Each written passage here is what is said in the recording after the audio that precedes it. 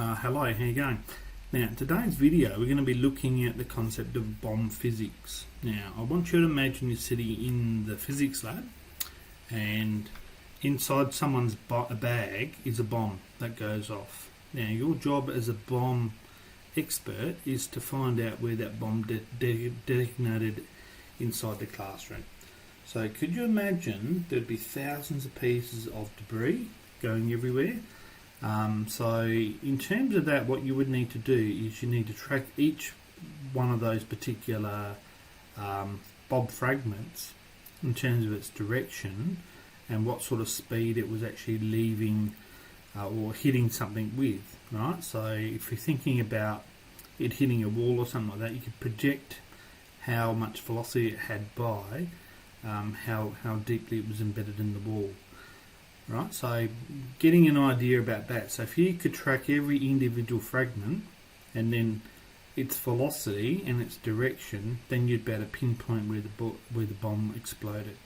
Right, so no truer than something like this happened when we're at the sort of Bali bombing in Kuta. Alright, so that's what they would have done to try and work out what happened retrospectively where the bomb was. Now, in this situation, the key thing that we're going to be looking at is that we know that the total initial momentum is always equal to the total final momentum.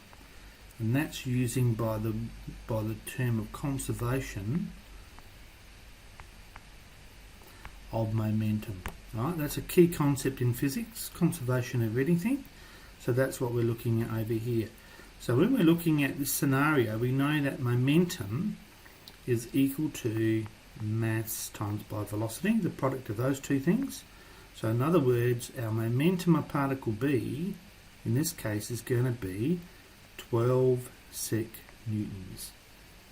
Right, if we look at particle A, the momentum of that is going to be 5 times by 2, and that's going to be equal to 10 sec newtons.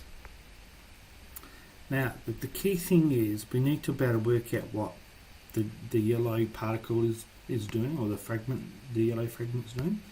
So what we have to do is we have to do a vector addition. Vector addition is really important here. So we know momentum vector A is a vector that's going in this direction here. That's A, and we know that there is 10 sec newtons. And we know there's a vector coming down this way, and that is vector B, and we know that's equal to 12 sec newtons. So for conservation of momentum, our starting point here also has to be our finishing point.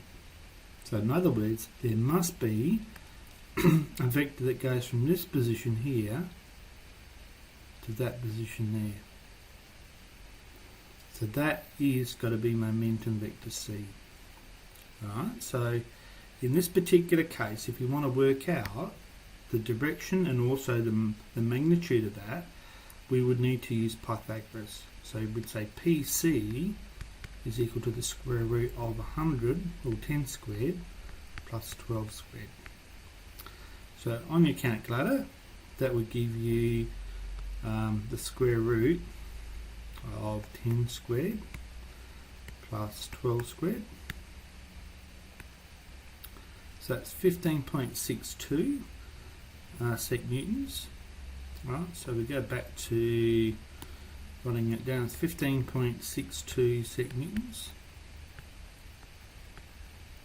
If I knew that particle was equal to the mass of particle C was equal to 3 kilograms, then we could work out the velocity of C is equal to PC divided by the mass of C.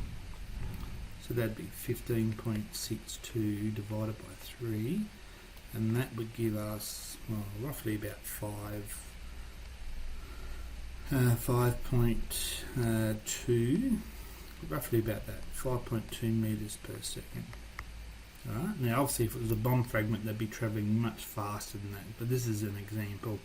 The other thing I need to work out is the direction of the bomb fragment. And so what we generally do is we use degrees true for this. So in terms of that, if I'm thinking I've got the two sides I do have of my opposite and adjacent side, so I could go tan theta is equal to my opposite side, which is going to be 10 over 12. So theta is equal to the inverse tan of 10 over 12. And so if we did that, making sure your calculator's in degrees and not radians, yep. So we do inverse tan of 10 divided by 12. And that gives me 30, we'll just say 40 degrees, it's close enough. So therefore, fragment C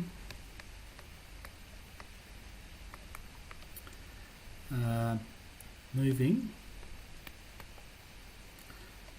at 5.2 meters per second. Now if we look at the degrees, now that's going to be 40 degrees shy of 360 at 320 degrees true is the direction. Alright, so that's a sort of question that you might get this year. Now I'll just let you know it's going to be at year 11 stage. We'll keep that at a right angle. We're not going to do that at any other angle, but in reality these things don't have to be at a right angle. They can be at any angle that we're looking at. So conservation of momentum, initial momentum equals final momentum, and we've got to do the vector addition because that size of that momentum vector is the product of its mass and velocity. And so therefore, you know, it's not its velocity, it's the important thing, it's the product of those two things. I hope this helps, and I'll do another video on a ball colliding with a wall in my next video.